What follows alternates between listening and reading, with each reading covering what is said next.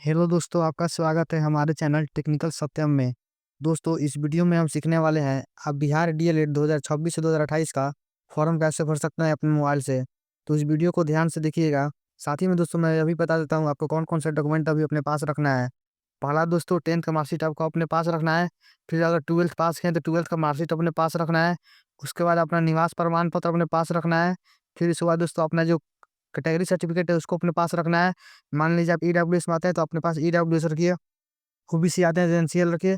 और SC ST आते हैं तो एससी एसटी का सर्टिफिकेट रखिए। उसके बाद दोस्तों पासपोर्ट साइज फोटो और सिग्नेचर रखना है।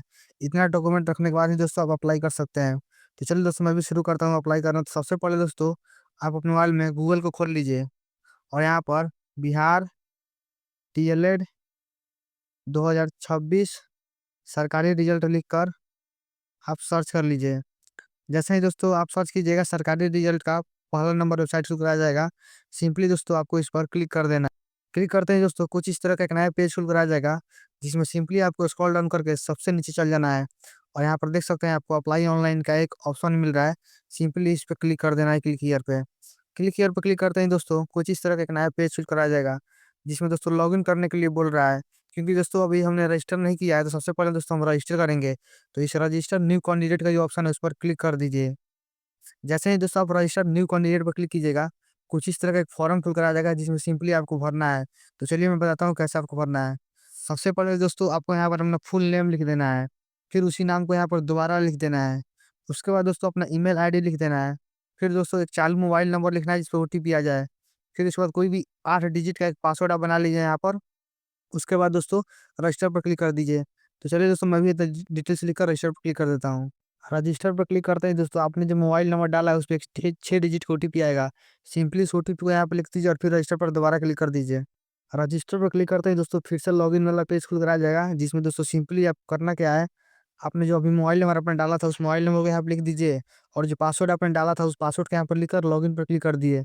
चलिए दोस्तों मैं भी नंबर और पासवर्ड लिखकर लॉगिन पर क्लिक कर देता हूँ। लॉगिन पर क्लिक करते ही दोस्तों कुछ इस तरह का एक नया पेज खुल कर आ जाएगा, जिसमें दोस्तों सिंपली आपको इसको फॉर्म को भरना है। तो इसको भरने के लिए सबसे पहले दोस्तों स्टेट सेलेक्ट करने के लिए यहाँ पर बोल रहा है। तो सिंपली दोस्तों स्टेट सेलेक्ट करने के लिए आप इस सेलेक्ट पर क्लिक कर दीजिए। जैसे ही दोस्तों आप सेलेक्ट पर क्लिक कीजिएगा, बिहार में जितने भी स्टेट है वो सभी आ जाएंगे। तो आपको जो अपना स्टेट है उसको यहाँ से सेलेक्ट कर लेना है। स्टेट सेलेक्ट करने के बाद दोस्तों आपको यहाँ पर अपना यार are you domicile of Bihar state पर यस ही रहने देना है। और यहाँ पर दोस्तों जो है डोमिसाइल सर्टिफिकेट में अपना जो निवास प्रमाण पत्र है इसको अपलोड कर देना है। निवास प्रमाण पत्र का जो पीडीएफ होना चाहिए दोस्तों 500 केबी से नीचे होना चाहिए। तो इस तरह दोस्तों अपना निवास प्रमाण पत्र अपलोड कर सकते हैं। उसके बाद दोस्तों आपका जो नाम है कैंडिडेट ने वो पहले से लिखा हुआ है। उसके बाद अगला दोस्तों जो ऑप्शन है वो है मदर नेम का। तो सिंपली यहाँ पर अपने माता जी का नाम इंग्लिश में भर देना है। फिर उसी माता जी फिर उसी नाम को यहाँ पर दोबारा लिख देना है। उसके बाद दोस्तों यहाँ पर पिताजी का नाम लिख देना है। फिर दोबारा अपने पिताजी का नाम लिख देना है, यानी री इंटर कर देना है। उसके बाद दोस्तों आप यहाँ पर वो डेट ऑफ बर्थ अपना सेलेक्ट कर लेना है। डेट ऑफ बर्थ सेलेक्ट करने के लिए सिंपली इस पर क्लिक कर दीजिए। और यहाँ से दोस्तों जो अपना डेट ऑफ बर्थ आप सेलेक्ट कर सकते हैं, जैसे 2025 पे लिख के मेरा डेट ऑफ बर्थ मान लीजिए 2007 है, तो मैं 2007 खोज के यहाँ पर आपको लिख देता हूँ। फिर दोस्तों उसी डेट ऑफ बर्थ तो आपको दोबारा यहाँ पे सेलेक्ट कर लेना है, सेलेक्ट डेट पर क्लिक करके। यानी दोस्तों कुछ इस तरह से आप अपना डेट ऑफ बर्थ सेलेक्ट कर सकते हैं। फिर दोस्तों यहाँ पर जेंडर सेलेक्ट करने के लिए बोल रहा है। तो सिंपली जेंडर सेलेक्ट करने के लिए आप सेलेक्ट पर क्लिक कर दीजिए। और यहाँ से अगर मेल है तो मेल पर क्लिक कर दीजिए, फीमेल है तो फीमेल पर क्लिक कर दीजिए। फिर दोबारा यहाँ पर री इंटर करने के लिए बोल रहा है जेंडर। फिर दोबारा इस पर क्लिक करके अपना मेल है या फीमेल है जो है उस पर सेलेक्ट कर लीजिए। उसके बाद दोस्तों यहाँ पर दोस्तों स्लाइड अप कीजिएगा तो नेशनलिटी चुनने का ऑप्शन आ रहा है। तो सिंपली दोस्तों जो नेशनलिटी है आप इंडियन, सीधा बात है इंडियन आप सेलेक्ट कर लीजिए। उसके बाद दोस्तों फिर से यहाँ पर थोड़ा सा स्क्रॉल डाउन कर लीजिए और यहाँ पे कैटेगरी चुनने के लिए बोल रहा है। तो सिंपली दोस्तों जो आपका जाति है कैटेगरी है कोई, मान लीजिए आप इस पर क्लिक कर दीजिए। जनरल है तो जनरल सेलेक्ट कर लीजिए। ईडब्ल्यूएस है तो ईडब्ल्यूएस सेलेक्ट कर लीजिए। दोस्तों ध्यान रहे अगर आपने ईडब्ल्यूएस सेलेक्ट किया है तो आपको ईडब्ल्यूएस प्रमाण पत्र अपलोड करना पड़ेगा। अगर आप ईबीसी और बीसी सेलेक्ट करते हैं तो आपको एनसीएल अपलोड करना पड़ेगा।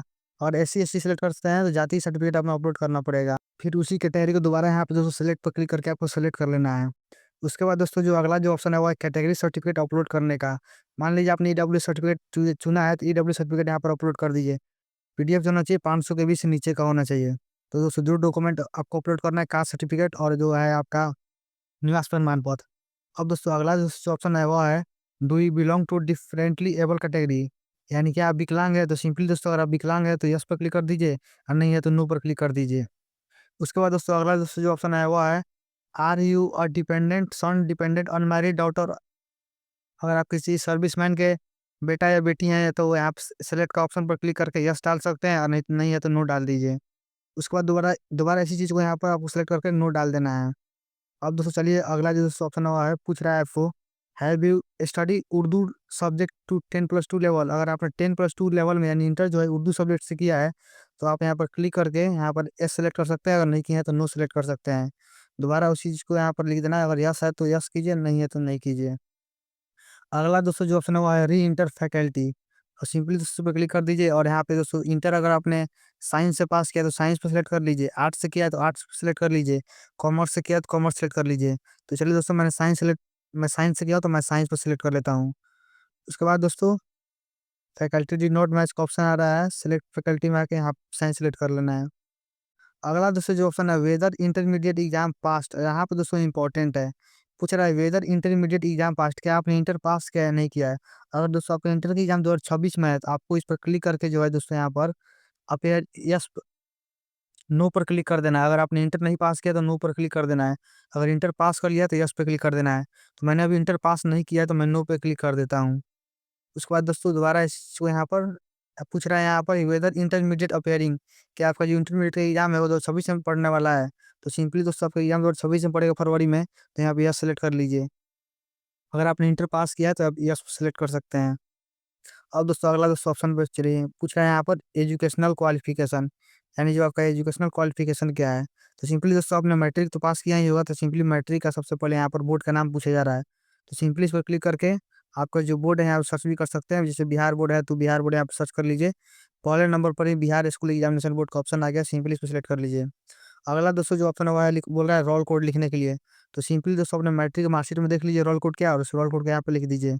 फिर थोड़ा-सा इधर आइए तो फिर यहाँ पर रोल नंबर लिखने के लिए आपको बोल रहा है यहाँ पर। तो सिंपली जो जो जो मैट्रिक का मार्कशीट में जो रोल नंबर लिखा हुआ है, सिंपली उस रोल नंबर को यहाँ पर लिख दीजिए।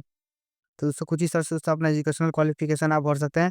अगर आपने इंटर पास किया हो तो सिंपली कुछ इसी तरह दोस्तों आप यहाँ पे इंटर का भी अपना लिखेंगे। यहाँ पे दोस्तों रोल नंबर लिखने में दोस्तों पासिंग ईयर भी यहाँ पर पूछता है, तो सिंपली पासिंग ईयर पे क्लिक करके और यहाँ पे आपने जब भी इंटर 10 मैट्रिक पास किया, सिंपली उस ईयर को यहाँ पे सेलेक्ट कर लीजिए। मान लीजिए आपने 2019 में पास किया, तो यहाँ पर 2019 सेलेक्ट कर लीजिए। उसके बाद दोस्तों यहाँ पर मार्क्स भी पूछ रहा है आपका, कि मार्क्स कितना आया था आपका। तो सिंपली दोस्तों मार्क्स सेलेक्ट करने के लिए यहाँ पर दोस्तों आपका मार्क्स ये पूछ रहा है, आपका मार्क्स कितना आया था 10th में। तो 500 का एग्जाम होता है, तो सिंपली दोस्तों 500 में जितना भी नंबर आया यहाँ पर लिख दीजिए, इस पर क्लिक करके। मान लीजिए आपका 300 आया, तो 300 यहाँ पर लिख दीजिए। उसके बाद दोस्तों थोड़ा सा और यहाँ पर स्लाइड कर लेते हैं। फिर उसके बाद दोस्तों यहाँ पर डिवीजन पूछ रहा है आपसे, कि आपने जो मैट्रिक का किस डिवीजन से पास किया था, इस पर क्लिक करके फर्स्ट सेकंड थर्ड, अगर फर्स्ट से पास किया तो फर्स्ट पे सेलेक्ट कर लीजिए। उसके बाद दोस्तों परसेंटेज पूछ रहा है, कितना परसेंट आया है आपका। तो 500 में 300 नंबर आया, तो इसका मतलब 60% आया है। अब दोस्तों अगला दोस्तों जो ऑप्शन हुआ है अपलोड डॉक्यूमेंट का। तो सिंपली दोस्तों अपना 500 केबी के अंदर अपना जो मैट्रिक का मार्कशीट है उसको पीडीएफ बनाकर यहाँ पर अपलोड कर देना है। तो दोस्तों कुछ इस तरह से आप अपना एजुकेशनल डिटेल्स डाल सकते हैं। अब दोस्तों जो अगला ऑप्शन है वो है परमानेंट एड्रेस डालने का। तो सिंपली दोस्तों एड्रेस डालने का जो फॉर्मेट है सिलेक्ट देख लीजिए। पहले पहले से दोस्तों आपको गाँव लिखना है, VILL लिखकर अपना गाँव लिख दीजिए। फिर PO लिखकर अपना पोस्ट ऑफिस लिख दीजिए। फिर PS लिख के अपना जो थाना है वो लिख दीजिए। फिर अपने ब्लॉक का नाम लिख दीजिए, और फिर इसके बाद दोस्तों अपने स्टेट का नाम लिख दीजिए, यानी जिला का नाम लिख दीजिए।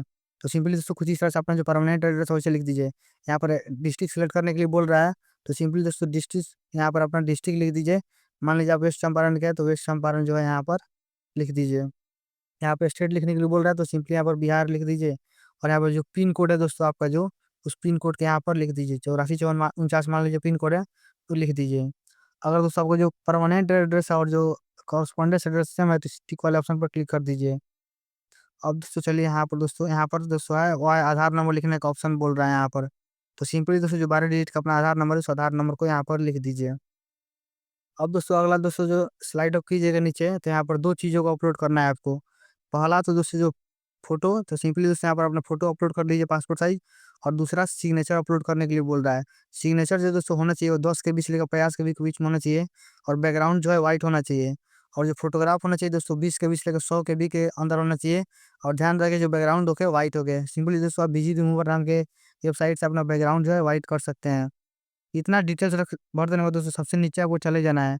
और यहाँ पर सेव पर क्लिक कर देना है। सेव पर क्लिक करते ही दोस्तों आपका जो फॉर्म है कुछ इस तरह से एक प्रीव्यू आ जाएगा। सिंपली दोस्तों आपका जो भी डिटेल्स है अपना मिला लीजिए। यहाँ पे दोस्तों आप फोटो देख सकते हैं और सिग्नेचर देख सकते हैं। उसके बाद दोस्तों आपको पे पर क्लिक कर देना है। तो चलिए दोस्तों मैं भी पे पर क्लिक कर देता हूँ। जैसे ही दोस्तों आप पे पर क्लिक कर दीजिएगा कुछ इस तरह का नया पेज खुल कर आ जाएगा, जिसमें सबसे ऊपर पे बाय सब पैसा का एक ऑप्शन दिख रहा होगा। सिंपली इस पर आप क्लिक कर दीजिए। क्लिक करते ही दोस्तों थोड़ी ही देर में एक नया पेज खुल कर आ जाएगा, जिसमें दोस्तों आपको बहुत सारे ऑप्शन दिख रहे होंगे। आप यहाँ से कार्ड से भी पेमेंट कर सकते हैं, यूपीएस से भी कर सकते हैं, नेट बैंकिंग से भी कर सकते हैं। तो चलिए दोस्तों मैं आपको यूपीएस करके दिखा देता हूँ। यूपीआई पर सिलेक्ट क्लिक कर देना है।